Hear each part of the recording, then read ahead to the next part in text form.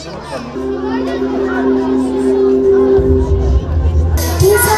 el ele tutuşsa, birlik olsa, uzansak sonsuza. Birlik olsa, uzansak sonsuza. Spor, içinde bulunduğumuz bilgisayar ve internet çağında biz çocukların sosyalleşmesini ve toplumla iç içe olmamızı sağlayan, özgüven kazandıran en önemli unsurlardan biridir. Sporun öneminin her geçen gün daha iyi anlaşıldığı günümüzde böyle bir imkana sahip olduğumuz için çok şanslıyız.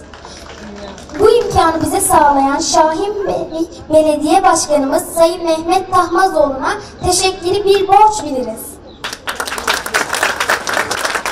Hem kıymetli belediye başkanımız hem değerli Milli Eğitim Müdürüm Şahin Bey'in yaşamış olduğu değişimi, dönüşümü, özellikle de eğitim alanında yaşamış olduğu değişim ve dönüşümü istatistik verilerle de ifade ettiler. Şahin Bey Türkiye'nin en büyük ilçesi.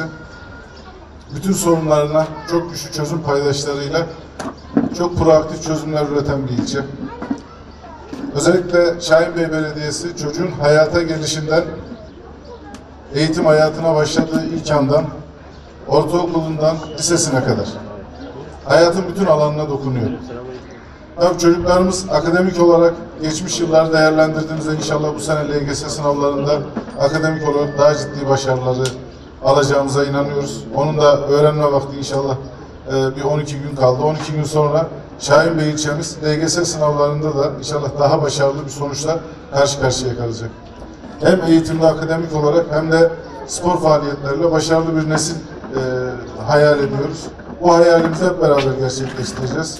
Bu tesislerin açılışına vesile olan kıymetli belediye başkanımıza, çok değerli çalışma ekibine teşekkürlerimi sunuyorum.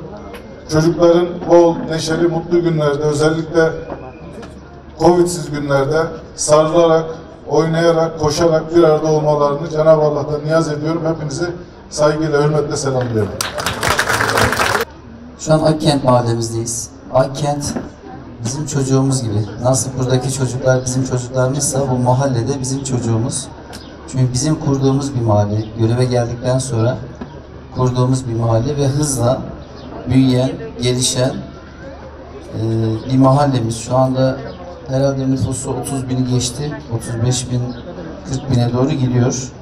Sadece buraya baktığımızda Akkent'e neler yaptık? Yolları, parkları saymıyorum. 2 tane okul yaptık biz buraya. 1 tane yurt yaptık. Yine taziye evleri yaptık. Sayısını şu anda hatırlamıyorum. 2 veya 3 tane. Hemen yan başımızda pazar yerimiz burada. Cami inşaatlarımız oldu ki şu anda yine arkamızda cami inşaatımız devam ediyor. Parklar yaptık. Hemen Abdülkadir Aksu, Abdülkadir Yüksel rahmetli vekilimizin adına yaptırdığımız parkımız. Yani bir çırpıda sayabildiklerim bu şekilde. Unuttuk yine. Akkent Spor Köyü burada. 86.500 metrekare. O da Türkiye bir örnek. Yine Türkiye örnek Akkent'te mahallemizde Kongre ve Sanat Merkezimiz burada. Yine şu anda yeni yapacağımız 40.000 metrekare inşaat alanı olan kütüphanemiz yine Akkent mahallemizde. Bakın bir mahalleye saydıklarım herhalde yapılan hizmetler belki birçok belediyenin il çapında yapabileceği veya yapamayacağı hizmetler. Dediğim gibi amacımız çocuklarımızın gelişim noktasında önünü açmak, onlara çok daha güzel bir yarınlar hazırlamak. 51.000 tablet dağıtımı gerçekleştirdik. İhtiyaç oldukça devam edeceğiz. Ben Allah razı olsun Sayın Cumhurbaşkanımızın önderliğinde ülkemizi, gelecekte çocuklarımızı çok daha ileri noktalara taşıma noktasında çalışmaya devam edeceğiz. Allah razı olsun. Mesai arkadaşlarım büyük bir gayretle çalışıyorlar. Onlara da teşekkür ediyorum. Çocuklarımızın karneleri bugüne itibaren verilecekti ama herhalde bir erteleme oldu. Önemli değil. Onlara da yeni eğitim öğretim döneminde inşallah önümüzdeki yılda da başarılar diliyorum. Bu Covid'li bitmek üzere inşallah. Şu maskeleri atacağımız günler çok yakın görünüyor. Aşılama hızla devam ettiği sürece herhalde yakında maskelerden de kurtulmuş olacağız. Bu eski günlerimize inşallah yeniden döneceğiz.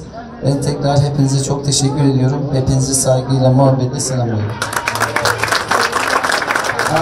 Bugün bu halı saha ileride belki de milli takımımıza zemin teşkil edecek olan çocuklarımızın yeteneklerini ortaya çıkaracağımız bir alan olacak. Başkanımızla birkaç gün önce Güneş'te Şehit Adem Yavuz Ortaokulumuzun bahçesinde bir spor halı saha açılışını yaptık. Bugün Akkent'teyiz. Yarınlarda başka bir günde Vatan'da, Güzeldere'de, Fırat'ta, farklı mahallelerde, farklı okullarımızın bünyesinde halı saha açılışlarını haberini şimdiden vermiş olan Sayın Başkanımız bize halı sahaların okullarda ihtiyaç olduğunu dile getirince hani kaç tane okulumuzun bahçesinde müsait yer varsa biz onu yapalım dedi. Allah razı olsun kendilerinden. İlçemizin her yerinde çok güzel hizmetler ortaya çıkmakla beraber bu kapsamda biz ancak okullarımızın 26'sında müsait alan bulabildik. Şahinbey'de 263 bin öğrenciyle Türkiye'nin en çok öğrenciye sahip olan ilçesi.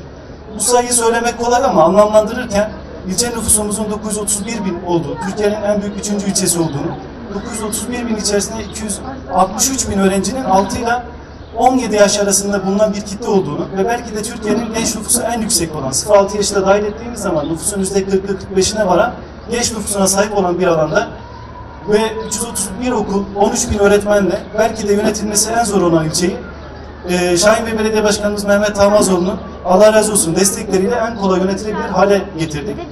Biz ilçemize, İlçe Milli Eğitim Müdürlüğümüze vermiş olduğu bütün desteklerden dolayı Şahinbey Belediye'mize, Başkanımız Mehmet Tamazoğlu'na 13 bin öğretmen arkadaşım, 263 bin öğrencimiz ve onların velileri adına huzurlarınıza teşekkür ediyorum. Bir teşekkürü de hiçbir çalışmamızda bizi yalnız bırakmayan Sayın Kaymakamımıza sunmak istiyorum. Bu halı sahanın hayırlı uğurlu olmasını diliyorum. Çok teşekkür ediyorum. Şahinbey Belediye Başkanımız Sayın Mehmet Ahmazoğlu her zaman eğitimin yanında olduğunu göstermiş ve kendilerinin desteğini öğretmenlerimize, velilerimize, öğrencilerimize daima hissettirmiştir.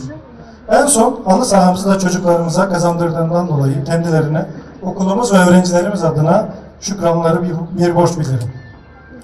Geldikleri günden beri Sayın Kaymakamımızın eğitime vermiş olduğu katkılardan ve desteklerinden dolayı ayrıca Sayın İlçe Milli Eğitim Müdürümüze de okulumuza vermiş olduğu desteklerinden dolayı teşekkür ediyorum. Halı saha açılmışın hayırlara vesile olmasını temenni ediyor. Herkese katılımından dolayı şükranlarımı sunuyorum.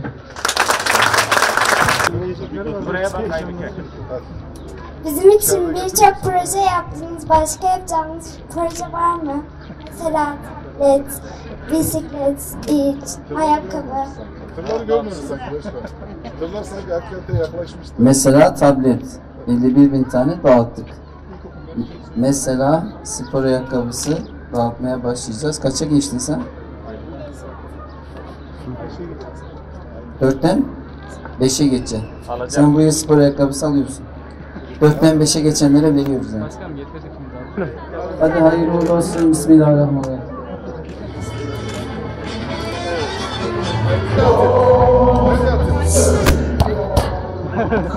Hadi tamam. Bravo. Güzeldi, güzeldi. Bak, dikkat et.